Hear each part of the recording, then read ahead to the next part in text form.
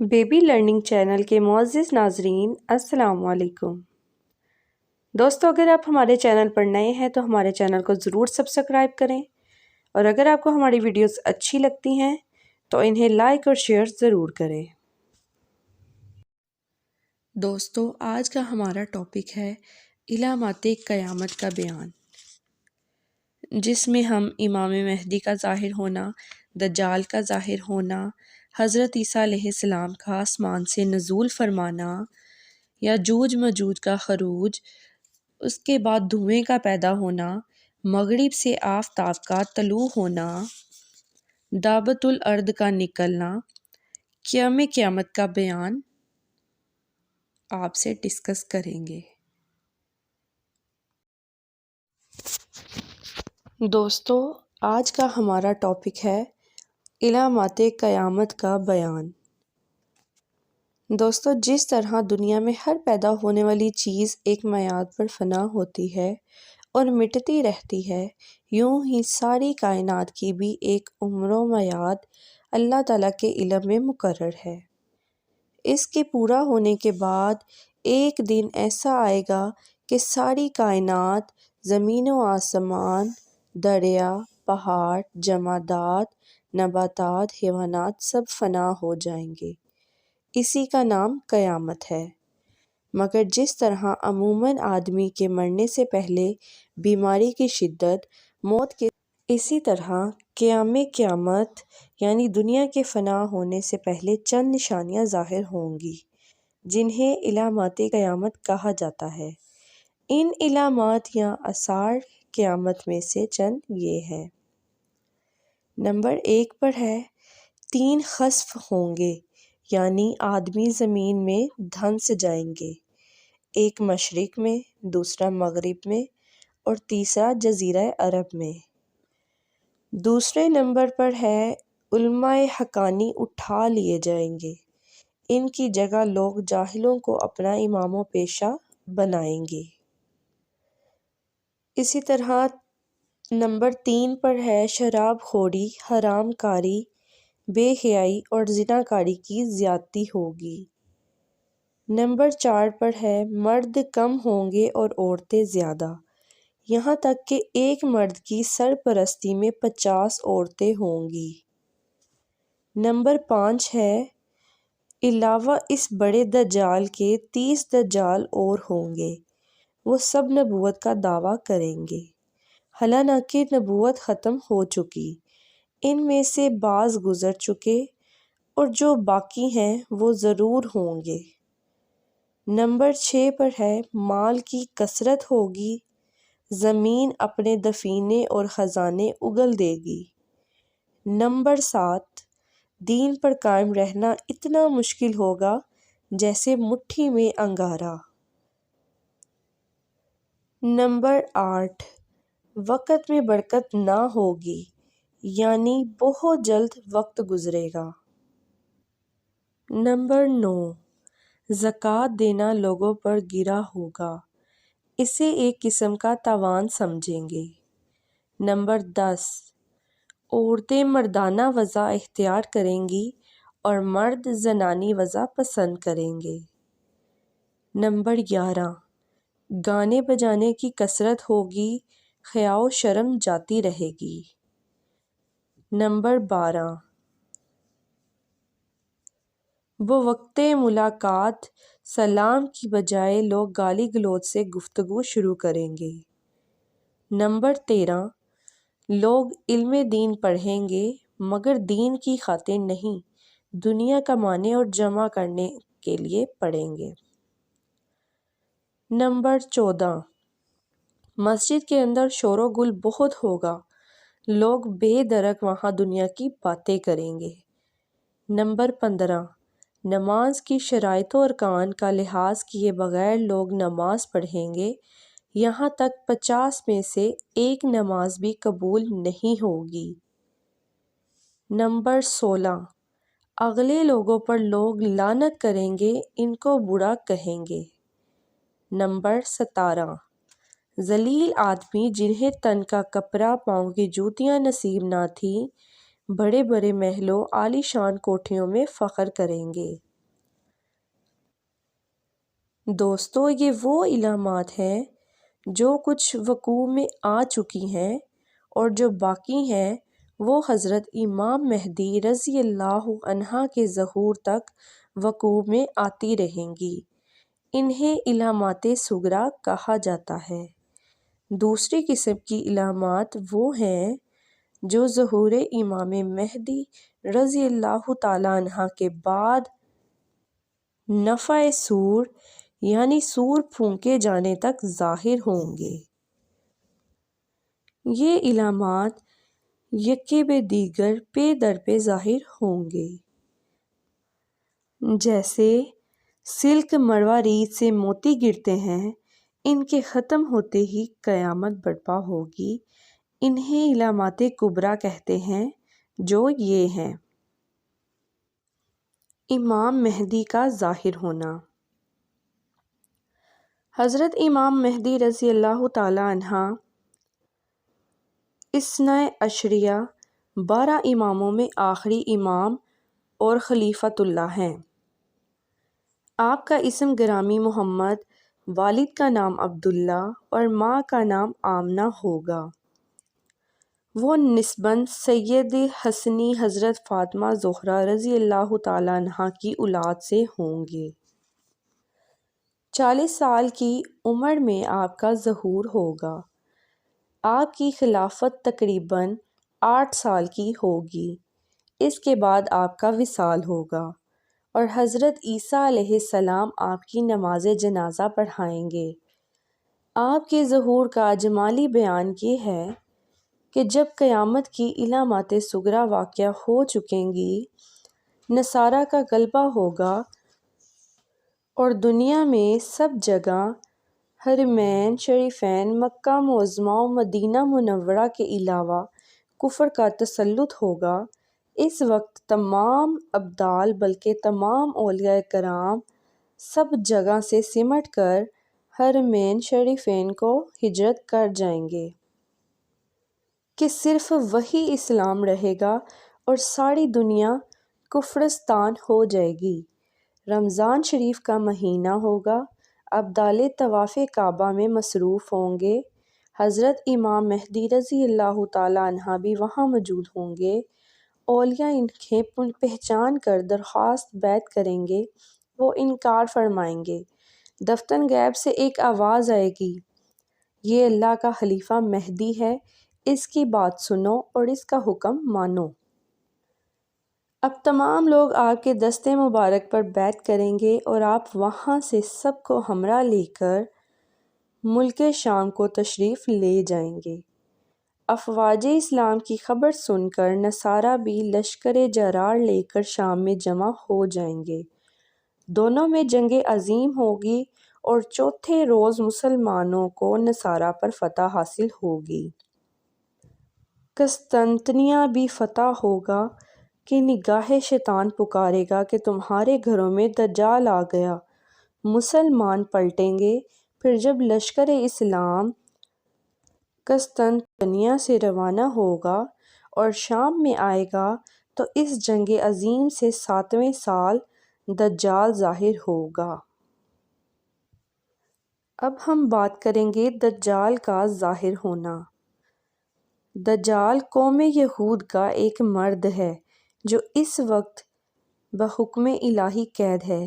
جب آزاد ہوگا تو ایک عظیم لشکر کے ساتھ ملک خدا میں فتور پیدا کرنے کو شام و عراق کے میدان کے درمیان سے نکلے گا۔ اس کی ایک آنکھ اور ایک ابرو بالکل نہ ہوگی، اسی وجہ سے اسے مسیح کہتے ہیں۔ اس کے ساتھ یہودی فوجیں ہوں گی۔ اس کی پیشانی پر لکھا ہوگا کاف ر یعنی کافر، جس کو ہر مسلمان پڑھے گا اور کافر کو نظر نہ آئے گا۔ اس کا فتنہ بہت شدید ہوگا۔ 40 دن میں مکہ مدینہ کے سوا تمام روئے زمین کا گشت کرے گا اور بہت تیزی کے ساتھ ایک شہر سے دوسرے شہر میں پہنچے گا جیسے بادل ہوا اڑاتی ہو۔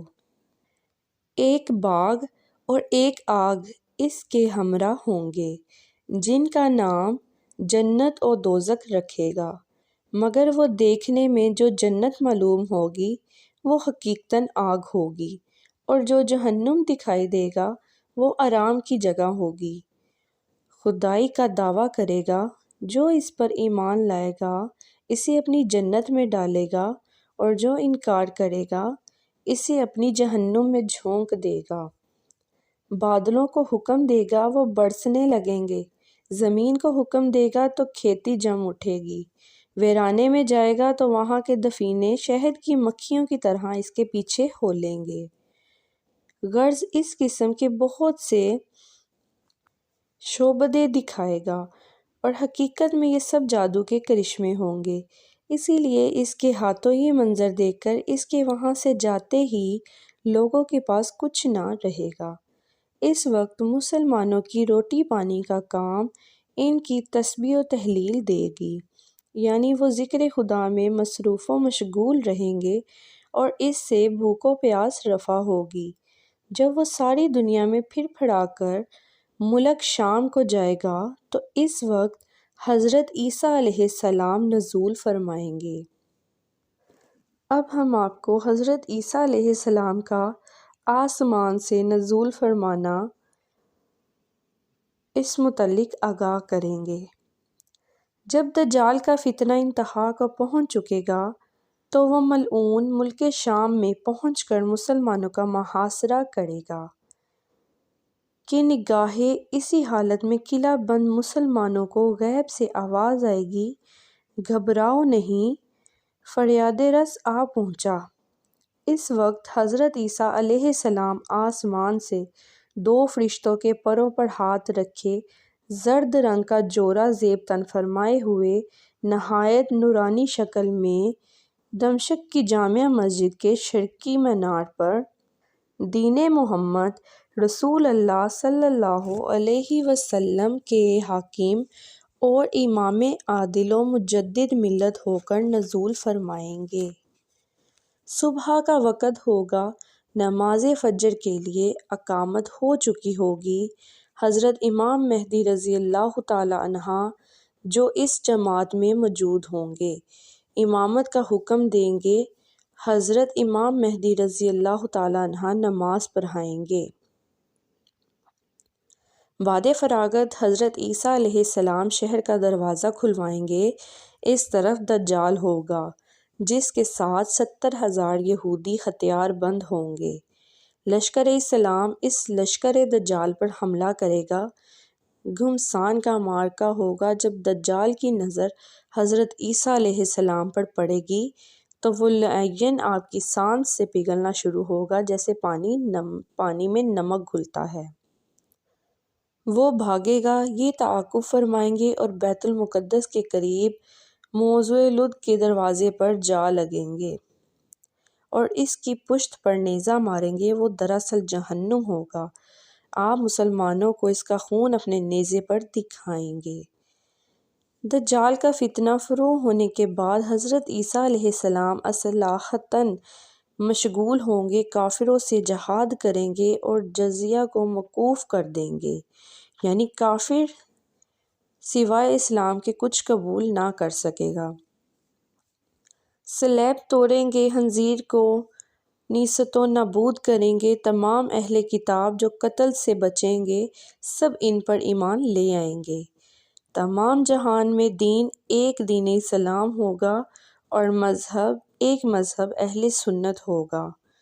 آپ کے زمانہ میں مال کی کثرت ہوگی، ساری دنیا عدل سے بھر جائے گی، یہاں تک کہ بھیڑیے کے پہلو میں بکری بیٹھے گی اور وہ آنکھ اٹھا کر نہ دیکھیں گے۔ بچے سانپ سے کھیلیں گے اور شیر بکری ایک ساتھ چریں گے۔ حضرت عیسیٰ علیہ السلام 40 سال زمین میں امامت، دین و حکومت، عدل آئین فرمائیں گے، نکاح بھی کریں گے، آپ کی اولاد بھی ہوگی۔ مزار اقدس سید عالم صلی اللہ علیہ وسلم پر حاضر ہو کر سلام عرض کریں گے۔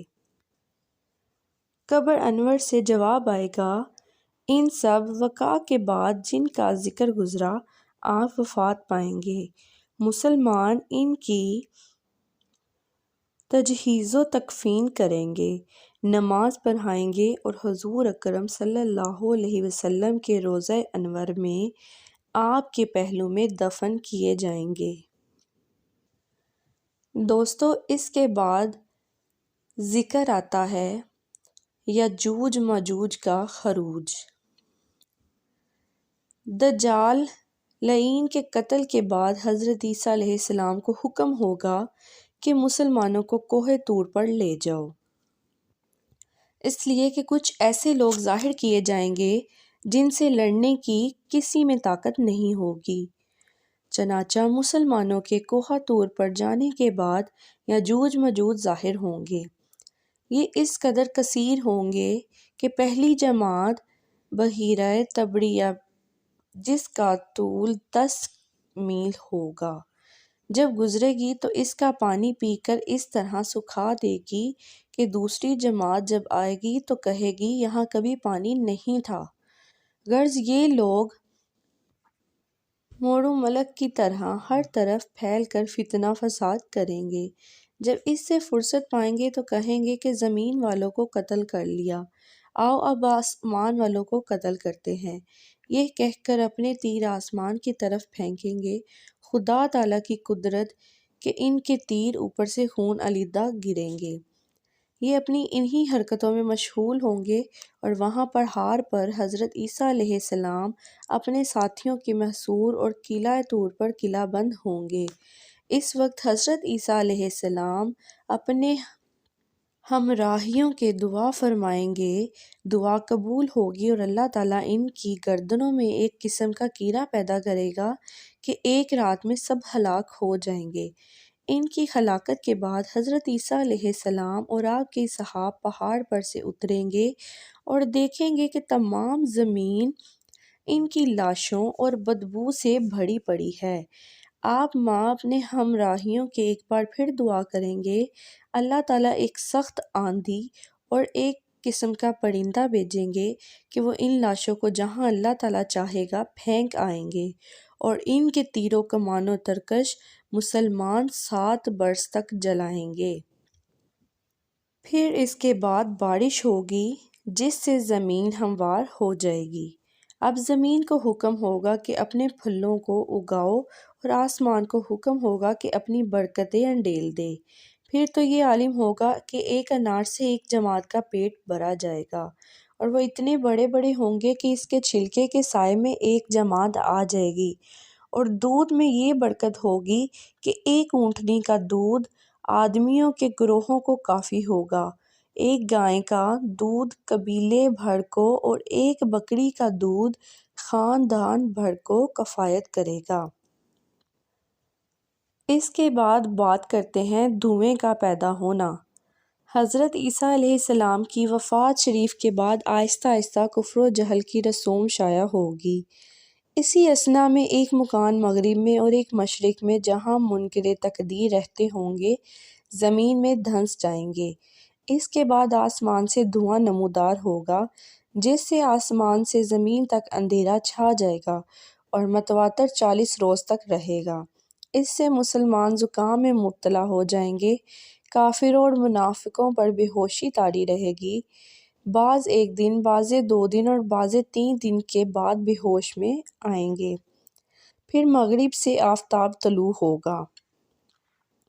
روزانہ آفتاب بارگاہ الہی میں سجدہ کر کے طلوع کی اجازت چاہتا ہے، تب طلوع ہوتا ہے۔ قرب قیامت جب آفتاب حسب معمول طلوع کی اجازت چاہے گا تو اجازت نہ ملے گی، بلکہ حکم ہوگا کہ واپس جا، وہ واپس ہو جائے گا اور رات اس قدر طویل ہوگی کہ بچے چلا اٹھیں گے، مسافر تنگ دل اور مویشی چراگاہ کے لیے بے قرار ہوں گے، یہاں تک کہ لوگ بے چینی کی وجہ سے نالہ و زاری کریں گے اور توبہ توبہ پکاریں گے۔ آخر 3-4 رات کی مقدر دراز ہونے کے بعد اضطراب کی حالت میں مغرب سے چاند گرہن کی مانند تھوڑی روشنی نکلے گی اور نصف آسمان تک آ کر لوٹ جائے گی اور جانب مغرب غروب ہوگا۔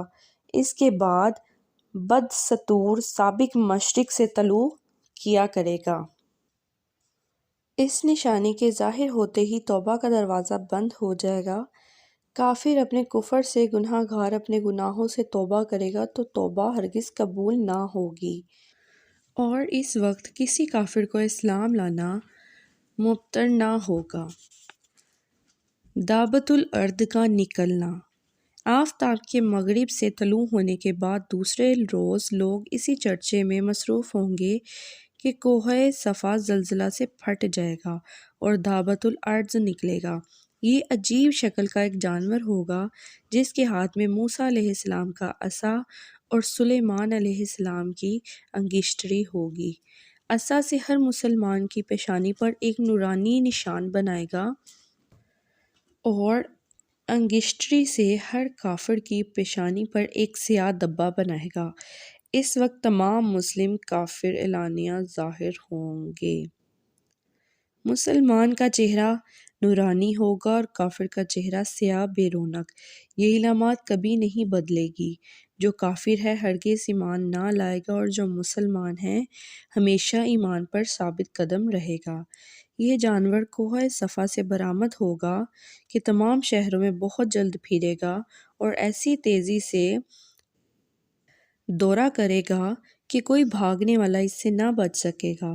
دعوت الارض پہلے یمن میں، پھر نجد میں ظاہر ہو کر غائب ہو جائے گا اور تیسری بار مکہ معظمہ میں ظاہر ہوگا۔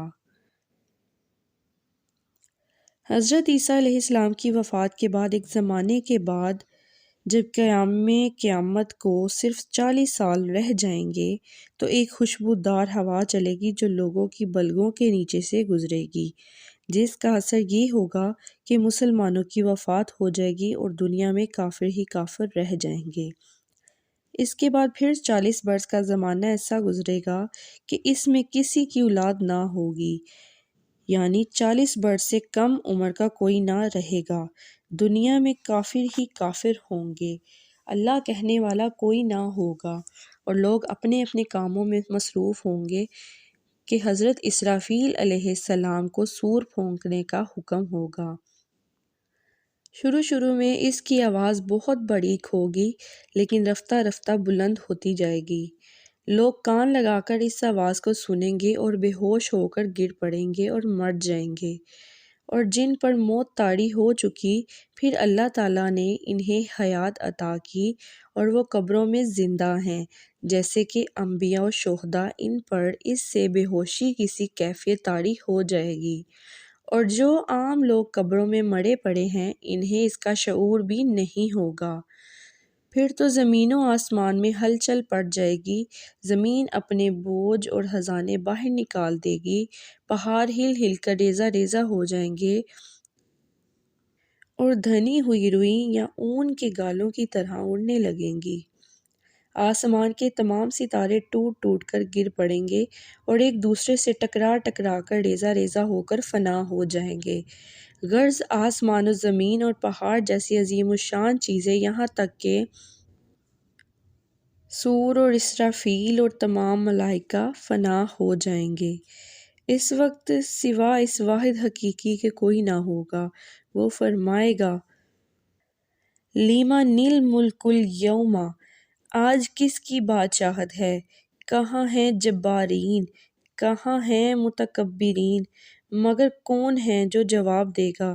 پھر خود ہی فرمائے گا، للہ الواحد القہار، صرف اللہ واحد قہار کی سلطنت ہے۔